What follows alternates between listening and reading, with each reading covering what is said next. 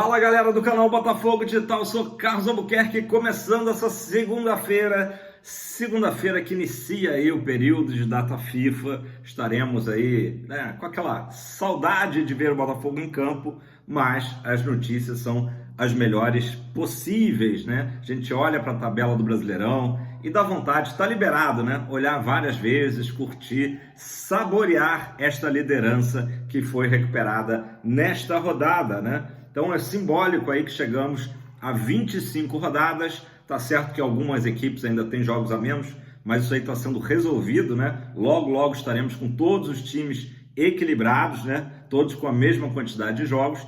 E o Botafogo tem exatamente aquela média que eu falo aqui sempre, né?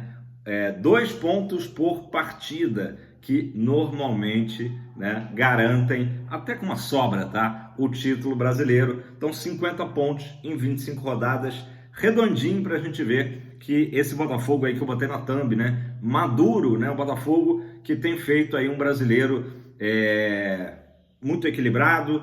Batemos, como eu falei aqui ontem, né, nossos principais adversários até o momento, e o Fortaleza, que era o grande bicho-papão, né, era o líder até sábado, foi mais uma equipe aí derrotada pelo Botafogo. Isso significa que o Botafogo já é campeão? De forma alguma, né?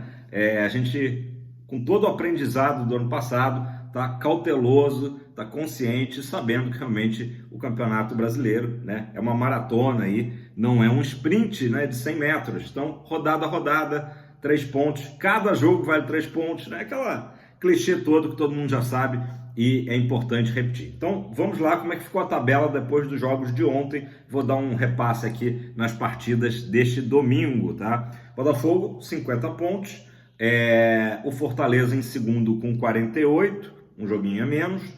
Palmeiras, que chegou a 47, Flamengo ficou estacionado nos 44, Cruzeiro 41, São Paulo estacionado no 41 também, e fechando aí o Bahia com 39. Para vocês terem uma ideia, essas aí são as equipes hoje, né, que disputam vaga de Libertadores, né? Depois do Bahia já vem o Vasco, né? O Vasco aí que tem dado uma subida na tabela, se não me engano, chegou a 34 pontos. Então vamos aos jogos de ontem. 11 da manhã, equipes mineiras venceram e teve emoção sim. O Cruzeiro venceu o Atlético Goianiense, fez valer ali o mando de campo, o favoritismo, venceu por 3-1, e o jogo entre Grêmio e Galo foi cheio de emoções. O Grêmio, com um jogador a menos, abriu 2-0 e acabou tomando uma virada incrível, né? 3-2 já nos minutos finais para o Atlético Mineiro. Então foi um jogo aí interessante, né? Para a gente que estava só curtindo o domingão, né? De ver aí essa chuva de gols na reabertura da Arena do Grêmio, né? Olha que coisa, desde maio, desde as chuvas terríveis que atingiram o Rio Grande do Sul, foi o primeiro jogo aí do Grêmio no seu estádio, beleza? Depois no jogo das 4 da tarde, jogo da Globo, né? Para a maior parte do país, reunindo as maiores torcidas do Brasil, Corinthians e Flamengo. O Corinthians, lá em Itaquera, levou a melhor sobre o Flamengo. Corinthians precisando muito do resultado, já que está no Z4, e aí mais um tropeço da equipe do Tite, né? Interessante que os gols do Corinthians foram do Thales Magno, ex-vascaíno, e do Ángel Romero, irmão gêmeo do nosso Oscar Romero. 2-1, o Flamengo descontou com um gol do Pedro de pênalti. Falei do Vasco, né? O Vasco chegou a 34 pontos, vencendo Vitória no Barradão, e ainda teve o jogo do Maracanã, Fluminense 2-0 no São Paulo, né? São Paulo, nosso próximo adversário aí na Libertadores. Foi bom também que segurou o São Paulo aí nos 41 pontos.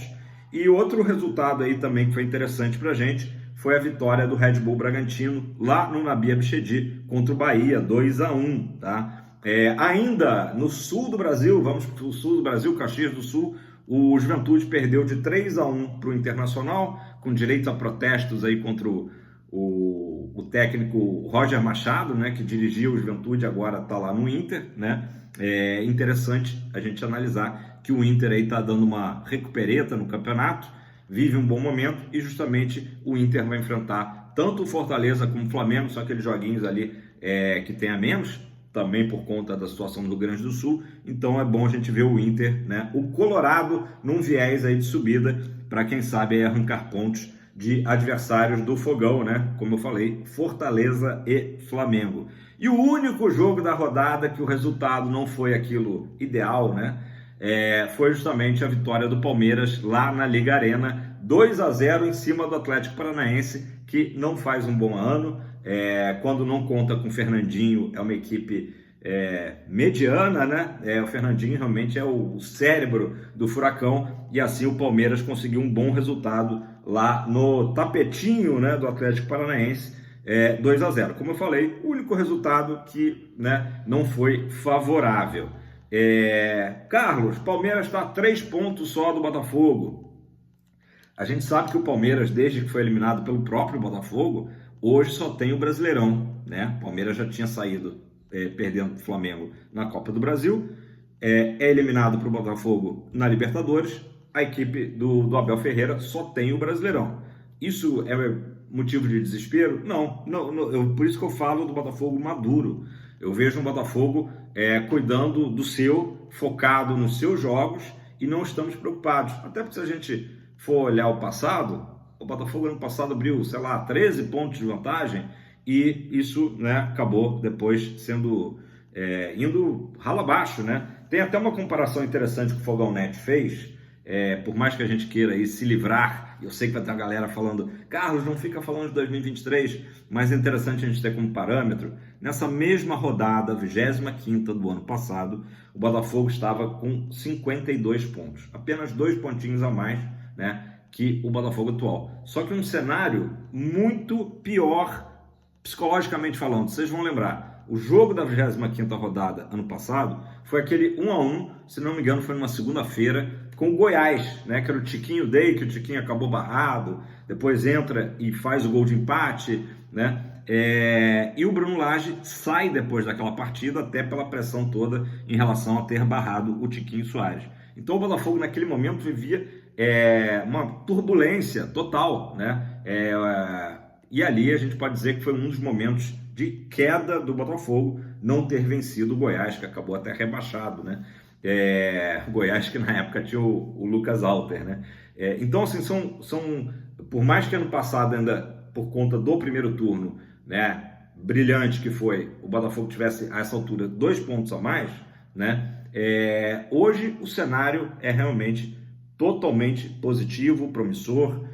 Recém-chegados Vitinho e Adrielson, né? Falta o Adrielson ser anunciado oficialmente. Lembrando que hoje é a deadline, né? A data final aí da janela, né? Além disso, o Botafogo vai ter os retornos aí do Júnior Santos, do Jefinho e, por que não dizer também, do meu xará Carlos Eduardo, que foi visto já treinando com bola ali na academia e tal. Então, a gente está com bons prognósticos também para uma volta do Sheik Eduardo antes do que era previsto, né? Então são muitos fatores positivos. E agora, esses 14 dias, claro que a gente sente falta do Botafogo, sente falta, né, de ligar a televisão ou ir no estádio ver o nosso Fogão, mas que vão ser muito importantes também para o Botafogo descansar esse elenco. Lembrando que em seguida a gente vai ter de novo, né, um ritmo acelerado de jogos, com jogos importantíssimos das quartas de final, né? Duelo nosso com o São Paulo, beleza? Então vamos lá, só para a gente dar um repasse aqui. O Botafogo hoje ele se representa no CT Lonier, tá? É um protocolo normal pós-jogo, né? O Botafogo, claro, teve o dia de folga ontem e hoje faz um treino de recuperação que, enfim, é um cenário atual dos fisiologistas que é muito importante para recuperar a musculatura, dos jogadores, né? Então hoje o Botafogo se reapresenta, tem aquela resenha toda, provavelmente a gente vai ter até o Vitinho e o Adrielson lá no Lonier, né? O Adrielson se reencontrando com os antigos companheiros, conhecendo os novos, né? Que são muitos, e o Vitinho também, aquela resenha toda hoje. E aí o Arthur Jorge vai dar uma folga, segundo o GE, de 6 dias, tá? Na verdade, até o Botafogo se representa na próxima segunda, dia 9. Então, os jogadores vão poder descansar com as suas famílias, viajar. Galera sul-americana aí dá tempo tranquilo de ir para os seus respectivos países, Uruguai, Argentina, Paraguai, Venezuela, né? Então vai ser um período aí muito bom para a cabeça dos jogadores também, e claro, curtindo, saboreando a liderança, mas já com foco do jogo do dia 14. Foi bom também o Corinthians ter vencido ontem, né? O Corinthians que teve o Kaká e o Yuri Alberto expulsos, portanto não jogarão contra o Botafogo, né? O Yuri Alberto foi até quem fez a jogada, né? Muito criticado no Corinthians, mas fez a jogada do primeiro gol, o cruzamento para o gol de cabeça do Thales Magno. Então o Botafogo pega o Corinthians no sábado, 9 da noite, de novo, né? Sábado, 9 da noite, dia 14, galera, que é 2 semanas. Ainda no sábado tem um jogo interessante, que é o Atlético Paranaense pegando o Fortaleza em casa, né, na Liga Arena, às 18h30. Então, um pouquinho antes tem esse jogo. O Atlético Paranaense, digamos que falhou aí, né, nessa questão de ontem de tirar pontos do Palmeiras. Vamos ver se ele vai conseguir tirar pontos do Fortaleza do Vojvoda, que segue sendo uma equipe que vai brigar até o final, né? Não duvidem do Fortaleza, é uma equipe que a gente percebeu no sábado a dificuldade que impôs ao Botafogo, né? Mesmo o Botafogo sendo superior, dominando, posse de bola, tal, Fortaleza é uma equipe traiçoeira, né? Traiçoeira. Estavam loucos para aplicar ali uma armadilha no Botafogo, de pegar a gente de calça curta, né? Num contra-ataque. Graças a Deus isso não aconteceu. Então, um jogo também interessante para a gente ficar de olho no sábado, dia 14. No domingo, dia 15, eu destaco 3 partidas interessantes aqui. Palmeiras e Criciúma. Palmeiras amplo favorito, jogando no Allianz Parque, às 16 horas, né?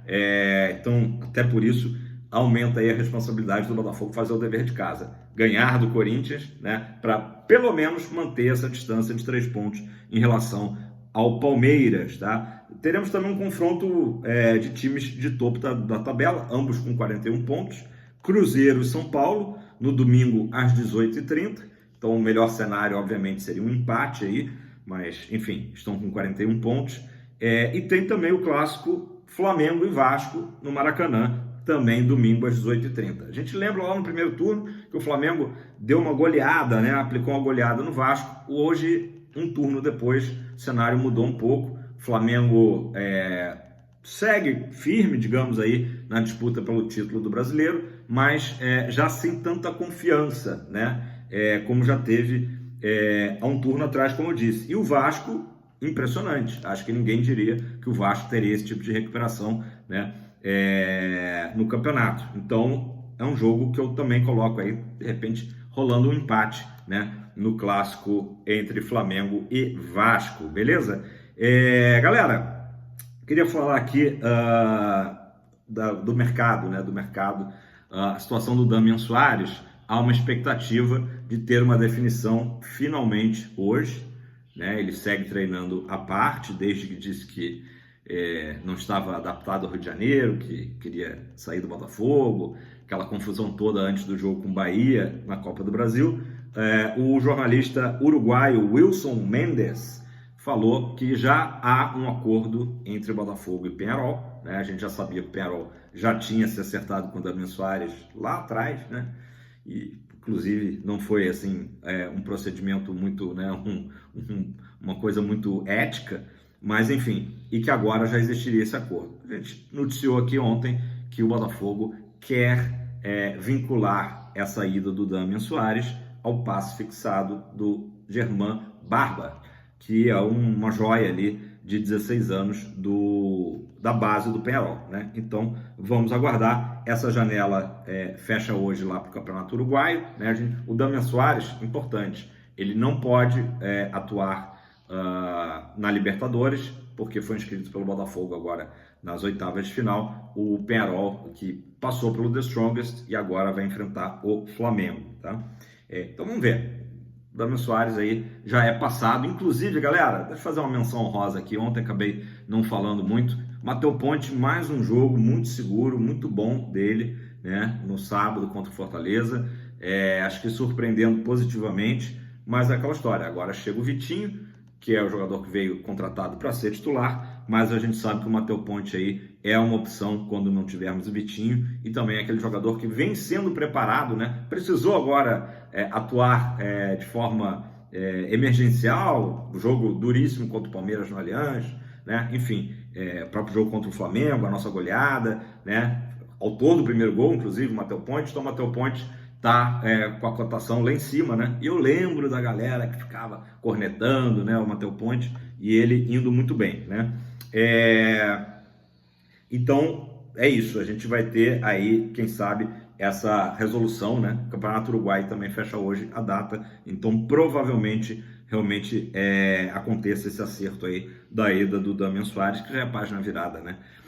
Para o Peñarol. E para fechar, galera, uma notícia que eu sei que vocês gostam, né? O scout do Botafogo está sempre ligado aí, não só em jogadores internacionais, né? Mas também jogadores no mercado interno. O Botafogo está próximo de acertar com o Grêmio a contratação do volante Lucas Camilo, tá? O Lucas Camilo tem 18 anos, inclusive dando spoiler aqui, ele já postou no seu Instagram foto dele no Rio de Janeiro, né? Então, indicando que realmente esse acerto vai ser sacramentado entre Botafogo e Grêmio. Ele é considerado também um jogador muito promissor da base gremista. Ele tem participações na seleção brasileira sub-17, participou até de Mundial, sub-20 também. E então a tendência é que o Botafogo anuncie ele e o Grêmio mantenha parte dos direitos econômicos do jogador, né? Então vamos ver aí, boa sorte se isso tudo se concretizar. Ao volante Lucas Camilo, que a princípio vem para o sub-20 do Fogão e claro, entra ali no radar também de observação